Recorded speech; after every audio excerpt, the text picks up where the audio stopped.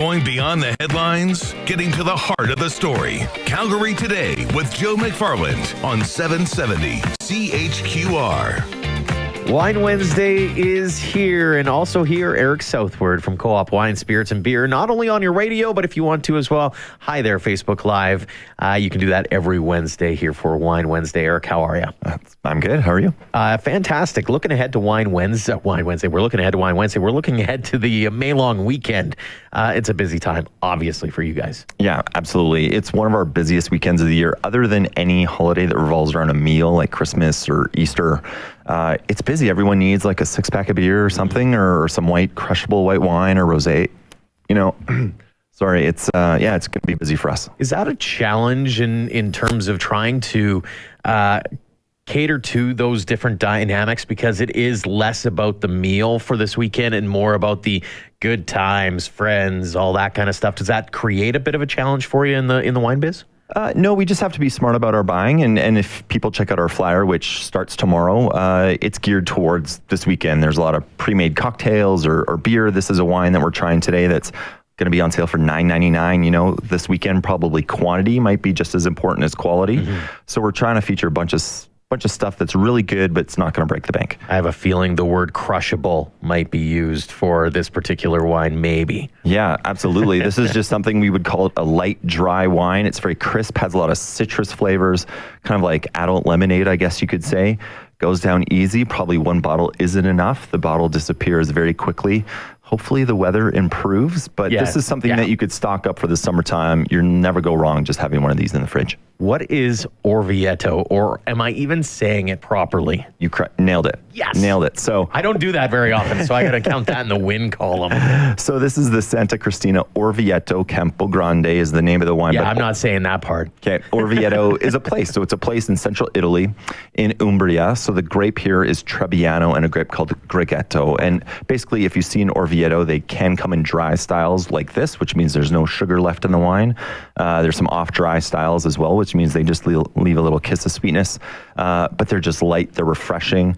And again, they're quite crowd-pleasing. They're not too strong tasting, which for some occasions is quite, actually appealing. Perfect, yeah. Sometimes when it's really hot outside, if for all the beer drinkers out there, you want a lager that's not too flavorful, right? Because you just want to drink it fast. Well, yeah. Yeah, and you're not drinking some big, robust porter after your hockey game, right? Or when it's 30 degrees outside. This is the white wine equivalent. When it's hot outside, you just want something very drinkable, very, crowd-pleasing and nothing too offensive. It's one of the. It's funny if you're to keep with the beer analogies. I'm just thinking when you get a big bold one, it's almost like having the Guinness versus having something that's lighter, that's more. Not disparaging the brand or anything, but Bud Light Lime as an example, right? Like there's that. Hey, I just want something that's going to be cool, crisp, clean, and very drinkable. Yeah, absolutely. And this is a wine, I wouldn't, if you're going to make a white wine spritzer or throw a bit of lime and ice and a little soda in this, you can make a cocktail out of this. Do you know what I mean? You can throw some orange slices in there, get creative. It's not going to just overpower anything. So it's something that, again, it's $10 starting tomorrow, every Co-op location. It's not going to break the bank. If in-laws come over or some friends come over, they just need a glass of a wet white wine. This will serve the bill, and it's just, again, easy to drink. It's funny, and this is going to be the amateur in me that's coming out here, but I look at dry versus wet, and I'm like, it's a liquid. Of course it's wet, right? So for those who are sitting there going, I am playing the idiot card that I am, is what is the difference between wet and dry? Well, again, I was just being silly when I said you just need something wet. When you're thirsty, anything will do, so to speak. But dry in the wine world, there is a lot of confusion over that term. How you make wine, you basically start off with sugary juice. You let yeast convert all that sugar to alcohol, right? And when it's done that, we say it's a dry wine, so there's no sugar left. Right. And usually, dry wines start around 12% alcohol and go up from there. So if you're looking for a dry wine, look for something higher in alcohol. But winemakers can stop the fermentation and leave a little bit of sugar in there. So we'll call those off dry or medium sweet. Right. Alcohol ranges for those can be in the 8, 9, 10 range. So lower the alcohol, sweeter the wine, higher the alcohol. drier the wine. There you go. So there's a little bit of math involved. Yeah, but absolutely. At the same time, it's helpful math because when you want to get the differences between wet and dry, that explains it. So that's really simple that way. When it comes to the springtime, we've talked about the different, especially now you're getting into the lighter season and that kind of thing. But when it comes to camping and that, is there something that you want to go towards? Do you always want to go cheaper, or what's sort of the dynamic that way? I would say camping, the package is really important. Like you want something, maybe you don't have a corkscrew or you forgot one at home, like a screw top is really nice. We're starting to see actually really good wine in cans. Right. I don't know why, but the box wine or the Tetra Pak, we're still seeing a challenge of finding a really good product in those packages. You can find decent wines. I wouldn't say that I'm racing to buy those products, but canned wine, we're starting to see a really good selection. It's really nice too, because you can do a single serving in a can. You don't have to open a whole bottle and then you're leaving half of it, right? So if someone around the campfire wants, some beer, they can grab a can out of the cooler. Someone grabs their can of rosé, someone else, grabs a can of red, and someone grabs the vodka soda, and everyone's happy. You're not wasting anything. And it's really easy to pack and fit in a tight space. You're not worrying about it, the glass breaking or whatever.